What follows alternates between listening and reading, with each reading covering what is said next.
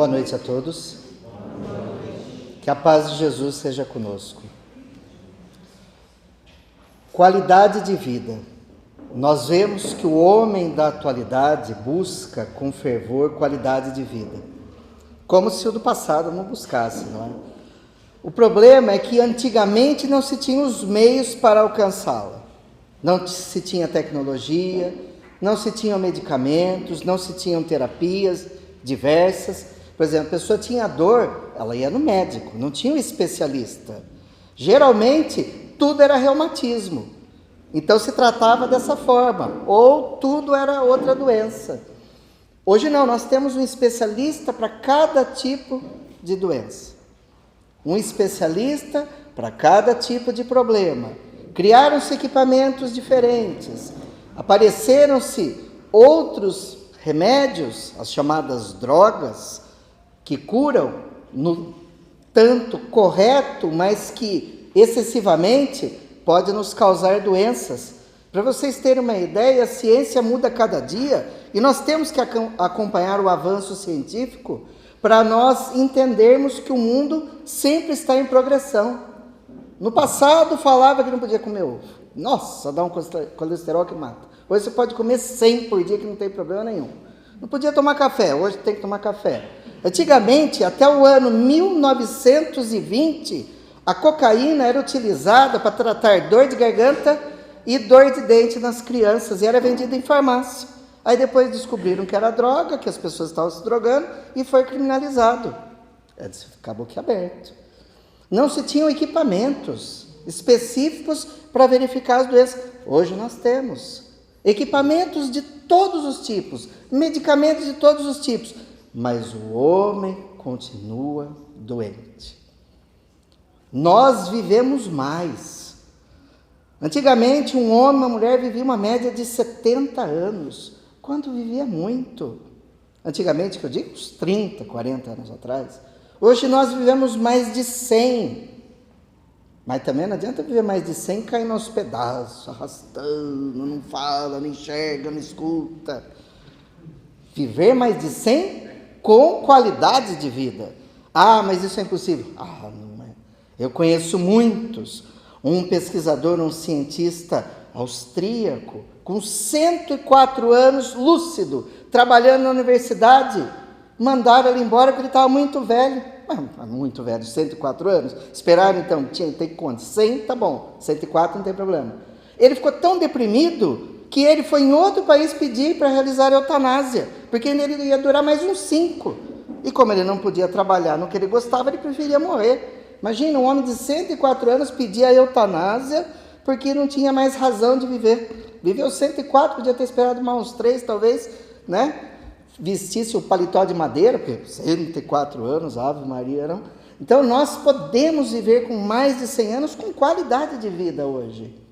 Mas nós devemos viver com 20, com qualidade de vida, com 30, com 18. E por que o homem está tão doente, com tantas possibilidades? Vai nos hospitais, nos postos de saúde, principalmente a segunda e a sexta-feira. Está lotado de gente de todas as idades.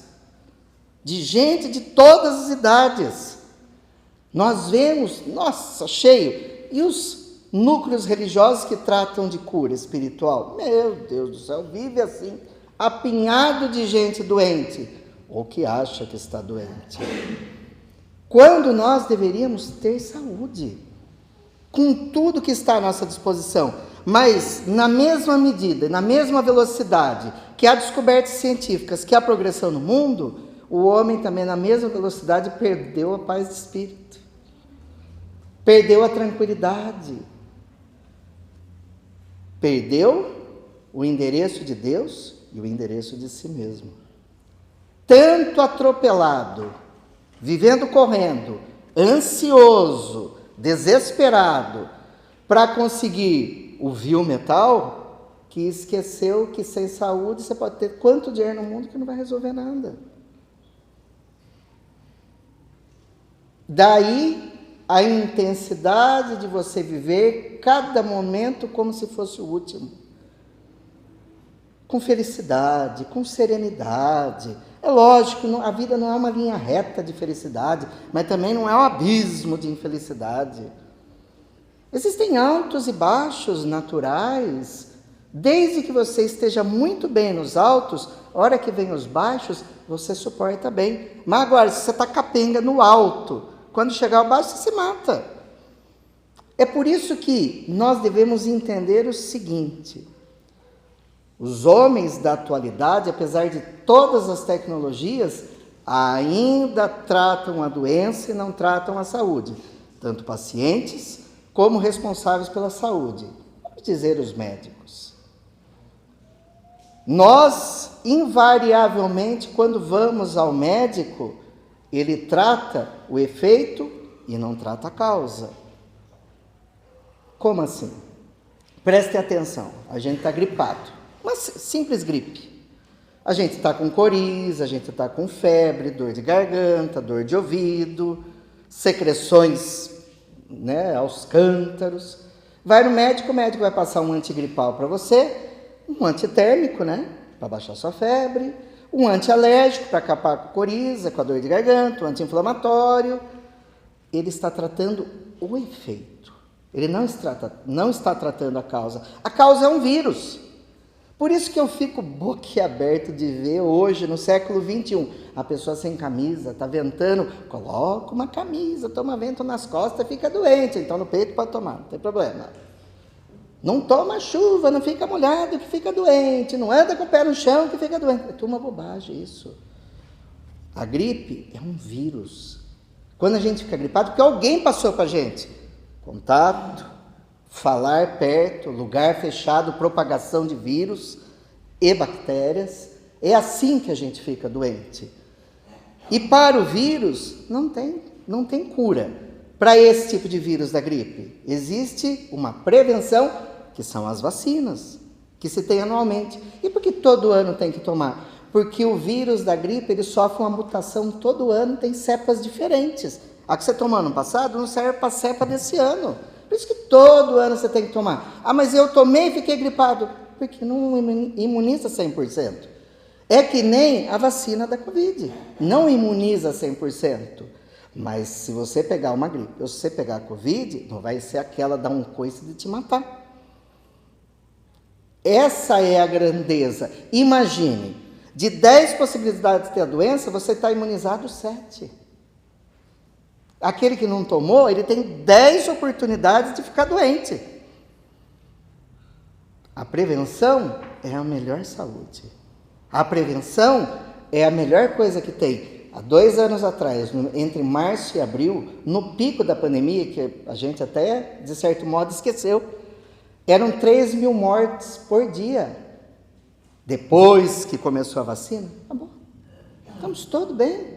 Sem máscara, tem gente que nem se lembra que teve Covid, mas existem pessoas que ainda não vacinam seus filhos depois de uma loucura generalizada que aconteceu, parou-se de dar vacinas nas crianças.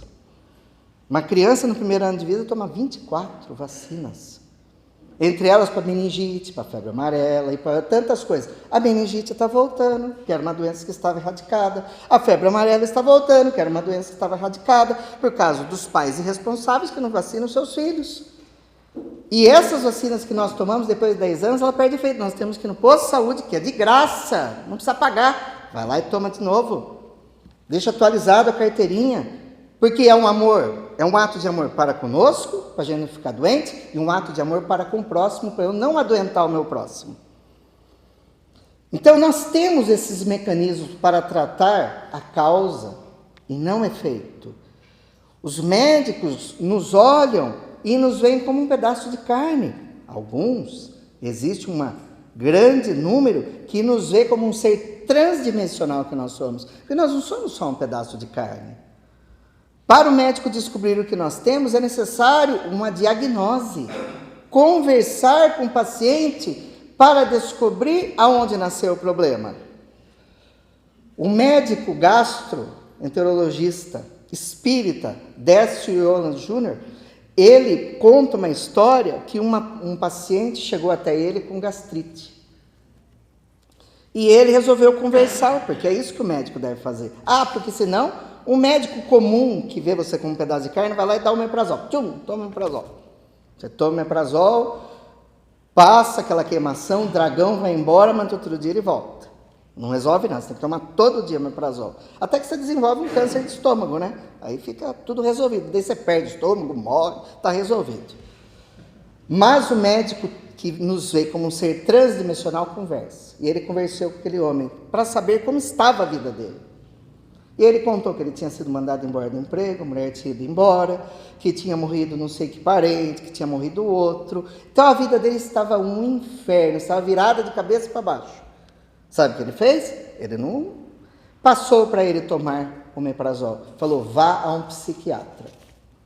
A sua mente está atrapalhando o seu corpo, você está produzindo ácidos estomacais que estão te maltratando. Enquanto você não tratar a sua mente, não vai adiantar te dar um remédio para o seu estômago. O homem foi no psiquiatra, curou os seus demônios internos, tratou os porões da alma, os problemas do subconsciente e do consciente, e voltou para ele e falou, estou bem, não tenho mais nada. E não precisou tomar omeprazol. Mente sã, corpo são. A mente está na base de todos os fenômenos. O instrutor Alexandre já orientou no livro Missionários da Luz, psicografia de Chico Xavier, de André Luiz. A mente está na base de todos os fenômenos. Saúde e doença não se referem àquilo que nós temos, mas àquilo que nós somos. Por isso que a Organização Mundial de Saúde diz que a saúde não é ausência de doença, mas uma condição de pleno bem-estar físico, mental, social e espiritual, no qual se tem acesso ao uso de todas as potencialidades, mantendo-se aberto ao crescimento e à evolução. Por exemplo, você tem uma doença autoimune, você tem um lúpus, você tem um diabetes tipo 1, que é uma doença autoimune, você tem uma cegueira, você tem surdez, você tem um problema cardíaco, mas você é pleno em tudo que você faz. Alguém pode dizer que você é doente? Você trabalha, você namora, você faz sexo, você se diverte, você come do bom e do melhor. Você é doente? Então, saúde não é ausência de doença. É aqui, ó, saúde e doença está instalado na mente da pessoa. Eu vejo pessoas que têm problemas crônicos, que são muito mais saudáveis do que outras, que não têm nada, que são fisicamente perfeitas, mas a mente está destruída, não fazem nada, não se movimentam, não têm alegria. Quem é o doente? Por isso que quando o médico olha para a gente, ele deveria ter uma visão que nós somos um ser transdimensional. O que é um ser transdimensional? Nós não somos só corpo. As doutrinas espiritualistas, principalmente do Oriente Antigo, e o Espiritismo no Ocidente, nos advertem que nós não temos só o corpo. Preexistente ao corpo, nós temos o espírito, criado por Deus, que cada reencarnação utiliza-se de um corpo diferente, como uma veste que se rasga e você troca. Mas, no mundo espiritual, ele tem um outro corpo preexistente, esse corpo que é chamado de corpo espiritual ou perispírito, que nele estão sedimentados o fruto do nosso pensamento, o fruto de nossas vontades, o fruto de nossas paixões e o fruto do nosso desenvolvimento intelectual.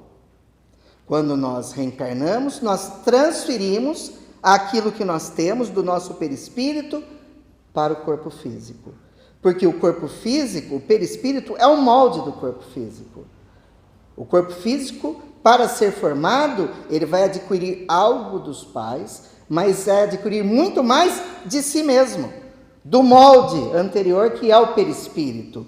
E no perispírito, existem algumas janelas da alma, fulcros de energia para receber e transmitir energia, que são chamados, entre os místicos e no Oriente, de chakra, mas que no Espiritismo nós chamamos de centros de força. Cada centro de força, que os principais que nós temos, são 7, são ligados a uma glândula, porque nós temos um sistema endócrino ou glandular, que mexe com todos os órgãos, que regula tudo na nossa vida. Então, cada centro de força é ligado numa glândula específica. Nós temos um centro de força no topo da cabeça, que é o centro de força coronário, ou da coroa, ou como no hinduísmo, no budismo é chamado de lótus de 1000 flores. Ele é o canal que nos liga à espiritualidade. É através desse centro de força que nós desenvolvemos a religiosidade, que é o conhecimento de Deus. Esse chakra, esse centro de força, é também aquele que recebe a comunicação do mundo espiritual e o cérebro decodifica para ter o fenômeno mediúnico. Além disso, a sua glândula, que é a epífise ou glândula pineal, que é ligado à glândula esse centro de força, ela é de pouca importância no corpo. É uma glândula do tamanho de um grão de feijão que fica no meio do cérebro, no meio, aqui, mais ou menos nessa altura, no meio do cérebro, num lugar do cérebro chamado diencéfalo. Essa glândula, ela só é responsável pelo funcionamento desse diencéfalo, que resume todos os fenômenos intelectuais, chamados fenômenos mnemônicos. Ela produz melatonina, que regula o nosso dia e noite, que são chamados ciclos circadianos do sono. Desta forma, se essa glândula ela está desregulada e não produzindo a melatonina de forma devida, nós temos o problema da insônia ou o problema do dormir demais, porque a melatonina ela é tão importante que quando um raio solar atinge o seu olho, vai até a glândula pineal e faz com que a glândula pare de produzir melatonina e você acorda. À noite, quando o sol se põe, o olho, através do olho, a glândula vê que o sol se pôs, ela tem essa capacidade, essa sensibilidade, como se fosse um sensor de dia e noite, ela começa a produzir melatonina, é o que nos dá sono. Então, você tem que dormir à noite e ficar acordado durante o dia. Quem troca o dia pela noite desregula a glândula pineal. E aí acaba adoentando. Existem depressões que nascem por causa do desequilíbrio da melatonina que essa glândula produz. Vejam só, ela lida o nosso contato com o mundo espiritual e ela equilibra todos os outros centros de força e todas as outras glândulas e também equilibra o nosso fenômeno mediúnico. A glândula, depois nós temos um centro de força entre os olhos, que é o centro de força frontal, que é chamado de terceiro olho. Esse centro de força, ele é ligado a uma glândula chamada hipófise, que é a glândula do crescimento. Ela é responsável por fenômenos mediúnicos da audição, da visão, dos fenômenos, alguns da psicofonia, da clareaudiência e da clarividência. Este centro de força. Através desse centro de força, essa glândula vai regular, esse centro de força vai regular essa glândula para que se equilibre de forma decente. Por exemplo, as crianças, até os 9, 10 anos de idade, você tem que pegar o seu bebê, sua criança, e levar para tomar o sol até os 9, 9 e meia, mais ou menos. Porque tem a vitamina D, e o raio solar atingindo essa glândula faz com que a criança cresça. Mas ela não vai crescer durante o dia, ela vai crescer mais durante a noite. Então, é ótimo sair para passear com a criança, para ela tomar sol, não ficar enfurnada dentro de casa. Para ela crescer, senão não cresce. E esse centro de força é importantíssimo para os fenômenos mediúnicos. Depois nós temos um centro de força que fica aqui na garganta, que é chamado de laríngeo, que é ligado na glândula tireoide, que é responsável pelos processos da fonação, da fala e da respiração. E quando desequilibrado, ele pode provocar faringite, laringite, hipotiroidismo, hipertiroidismo e tantos outros problemas. Nos médiuns, nos oradores, nos cantores, nos locutores, naqueles que utilizam muito a voz, professores, essa glândula, ela vibra, ela é mais cheia de energia, para que a voz funcione com mais impulso. E dependendo do fenômeno mediúnico, dependendo da capacidade da pessoa, a voz se expande e alcança dimensões incomensuráveis. E acaba tocando não só os ouvidos, mas também o coração. É impressionante o que faz.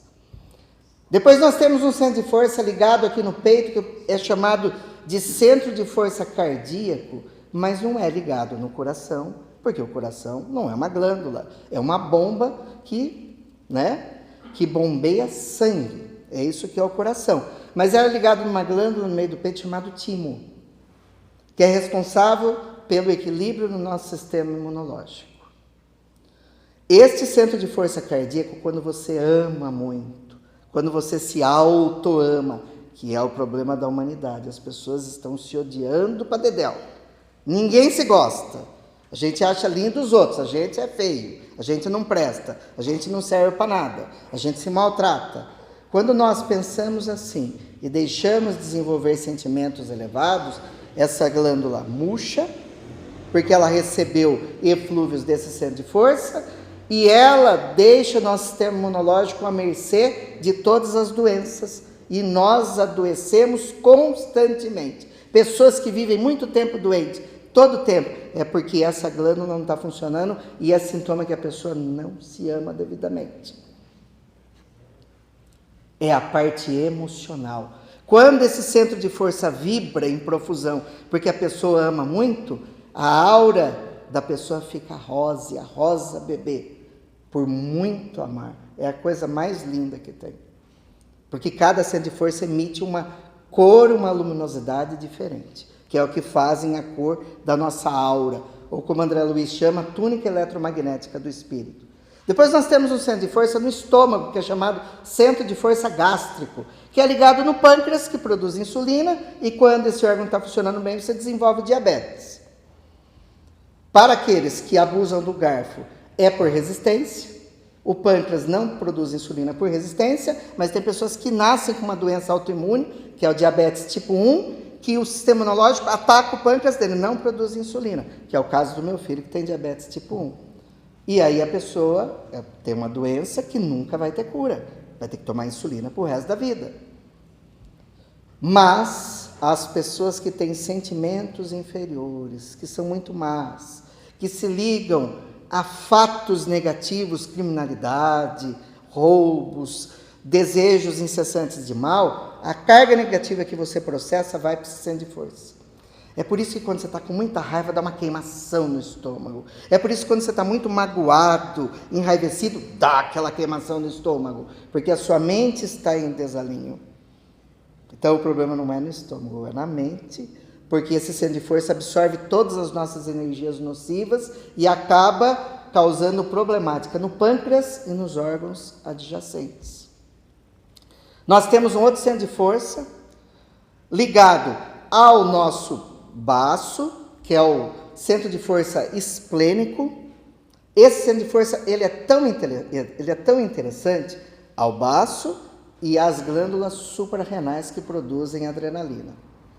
Esse centro de força é tão interessante que ele regula o nosso sistema sanguíneo para que funcione bem, para que o nosso sangue seja um sangue bom, de verdade, para que nos dê saúde, que tenha todos os elementos necessários. É justamente nesse centro de força que quando nós temos uma obsessão mais aprofundada, que é chamada de vampirismo, em que o espírito suga o nosso fluido vital e nos deixa acabados, o espírito ele se liga a esse centro de força, lança como se fosse um cordão, igual o cordão umbilical, e suga as nossas forças, a gente não tem força de lutar. Geralmente a gente fica acabado, parece que a gente está com uma anemia espiritual. E por fim nós temos um centro de força no final da coluna, naquele ossinho, que quando a gente era animal, era a nossa cauda na evolução anímica, e a gente perdeu com a evolução, que é o cóccix, porque nós viemos de todos os reinos. Esse centro de força é chamado centro de força básico. E é ligado às glândulas reprodutivas, às gônadas. E serve para quê esse centro de força? Para regular o nosso sistema reprodutor. Quando nós utilizamos o nosso sexo com parcimônia, com amor, com equilíbrio, a sua cor também é uma cor rosa, um pouquinho mais forte. Quando nós estamos perdidos no sexo desregrado, no sexo adoentado. E nós estamos desequilibrados, esse centro de força emite uma luz vermelho sangue. É por isso que quem já frequentou terreiro de Umbanda, terreiro de Candomblé, ou foi em alguma casa e viu estátua de pombagira, a pombagira é vermelha. Não é porque ela tomou muito sol no mundo espiritual e ficou queimadaça, não é isso. É porque não tem como fazer a aura do espírito. A aura das prostitutas, dos homens sexólatras, é vermelho sangue. É horroroso. Tem até cheiro. Atrai, afasta. E no mundo espiritual é fácil de verificar quem está ligado a quê, por causa da sua aura. E é óbvio que isso vai intervir no sistema reprodutivo. Muitas pessoas são estéreis, homens e mulheres, porque o pensamento sexual desregrado mata no homem o espermatozoide que é produzido na bolsa seminal, no saco escrotal. E na mulher impede o desenvolvimento dos seus órgãos reprodutivos para que ela possa dar à luz. Então, a nossa alma é que conduz o nosso corpo. Por isso Jesus dizia que onde estiver o teu tesouro, aí estará o teu coração. E sabedores de tudo isso, se o médico tem conhecimento de tudo isso e te olha como um ser que tem corpo, espírito e perispírito, ele vai te tratar de uma forma muito diferente. Ele vai saber que você tem doenças físicas. Nós temos doenças físicas. Aquelas do dia a dia que nós provocamos por imprudência, ou que acontece por causa do contato social, uma gripe, por causa de hábitos como o fumo, a bebida, por causa de excessos alimentares. Isso são doenças físicas que ou nós conseguimos absorver ou desenvolver através de atitudes nossas, ou nós nascemos com essas doenças, as chamadas doenças congênitas. Doenças comuns que nós sabemos a causa. Aí nós temos as doenças espirituais, que é as que são tratadas no centro espírita, que é as que são tratadas em qualquer núcleo religioso, aquelas produzidas pela mente, em que a ciência chamou de doença psicossomática. A doença autoimune é uma doença psicossomática, porque é o próprio sistema imunológico, em vez de atacar bactérias, bacilos, vírus e proteger o nosso corpo, ataca os próprios órgãos. Olha que loucura! Por que está desregulado? Porque a mente desregulou esses soldados do nosso organismo. É uma doença psicossomática, é uma doença espiritual, provocado por nós mesmos, pelos nossos vícios, pelos nossos pensamentos funestos, pelos nossos desatinos, pelas nossas atitudes. Nós provocamos, nós produzimos energia deletéria, uma energia pestilencial, doentia, terrível.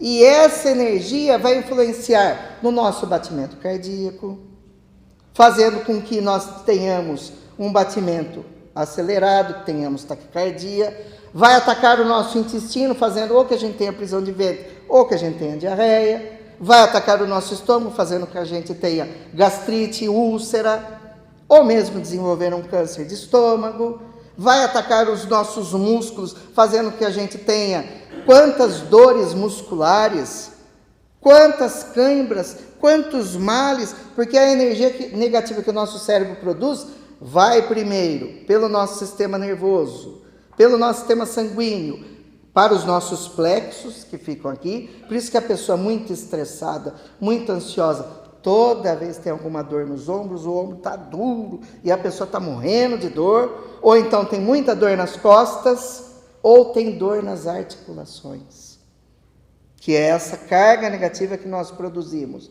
E, desta forma, nós produzimos, nos destrói, e da mesma forma nós emitimos, através do centro de força para as pessoas, e destruímos aqueles que estiverem à nossa mercê. Porque tem um ditado aqui no interior do estado de São Paulo que diz o seguinte, que praga de urubu magro não pega boi gordo. Então, quando você está bem fortalecido, a pessoa pode estar negativa, porque a pessoa é negativa, aquela pessoa que reclama o tempo todo, aquela pessoa má, que só fala maldade, que só gosta de ver desgraça, ela é rodeada por uma energia negativa, que nem aquele desenho daquelas pessoas sujas, que parece ter aquela sujeira do lado, né? Mas é uma sujeira espiritual, que onde ela vai contaminando quem está vulnerável. Se você não está vulnerável, você é o boi gordo. Nesse ponto é bom ser gordo, né? Porque o urubu magro é aquele que faz o mal. E na Bíblia, no Velho Testamento, os antigos já sabiam das doenças espirituais, mas a gente que é moderno não sabe nada, porque a gente acha que é tudo físico.